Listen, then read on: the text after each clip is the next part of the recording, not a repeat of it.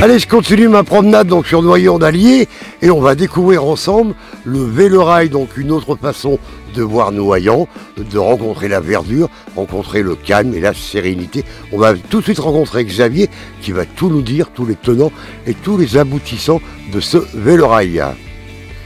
Ça va Xavier? Tous les villages du monde ont une histoire faite de traditions, de drames et de bonheur. Noyon fait partie de ces villages atypiques par leur histoire. Un village à vivre, Noyon-sur-Allier. Ancré dans un paysage vallonné verdoyant, Noyon conserve ses fermes typiques bourbonnaises. L'étang de Messarges, créé par les moines clunisiens au XVIe siècle comme lieu de prière, fait le bonheur aujourd'hui des pêcheurs et promeneurs en quête de tranquillité.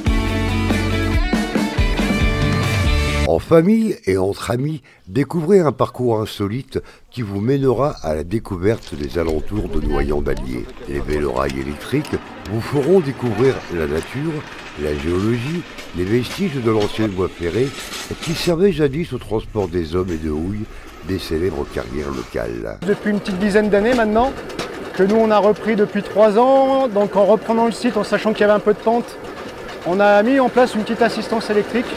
Donc qui permet de faciliter la remontée, voilà tout simplement, et ça permet aussi d'élargir un peu plus le public, des publics un peu plus famille, grands-parents avec les petits-enfants, etc.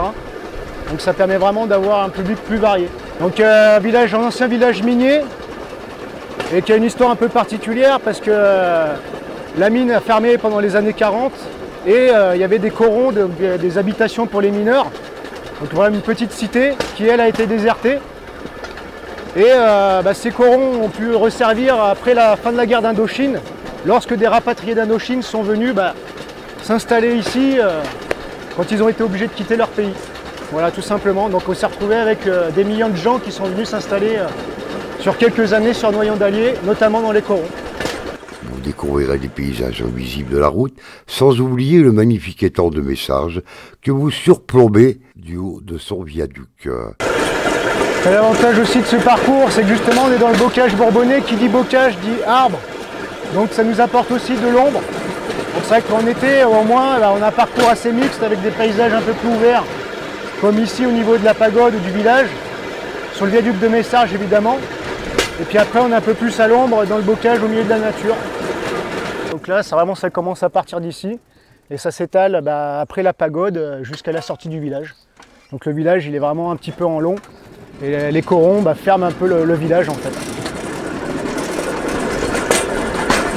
Donc là on va arriver sur la partie avec la pagode bouddhiste. La pagode c'est vraiment l'attraction principale du village. C'est à peu près 25 000 personnes par an, mine de rien, qui viennent. À peu près plus de 20 000 personnes par an. Donc c'est les endroits où disposent les cendres des défunts et ensuite il y a un moine qui est permanent à l'année ici, qui vient, qui fait les prières, je crois que c'est pendant 100 jours. Voilà, pendant 100 jours après les prières du défunt, il fait les prières pour le défunt qui sont ici dans le columbarium. Ah, c'est le gars qu'on a vu tout à l'heure. Donc on est vraiment sur un vrai temple, c'est pas une attraction, on est vraiment sur un lieu de culte ici. On voyage en étant dans le bocage bourbonnais, ça c'est génial. Et puis là on va aller un petit peu plus loin, on va sortir des corons et puis on va aller jusqu'au nouveau petit parc asiatique qui a été fait de fin d'année dernière. Donc c'était pareil, la commune qui a lancé un projet pour réhabiliter un petit endroit qui était un peu en friche, que nous justement on faisait les pique-niques là-bas. Donc quand il y avait le départ de 11h30 avec le pique-nique, donc on faisait arrêter les gens là-bas pour prendre leur pique-nique. Et là maintenant ils ont carrément un petit parc d'agrément en plus, donc c'est un plus pour nous et un plus pour le village. Des maisons qui se ressemblent vraiment toutes.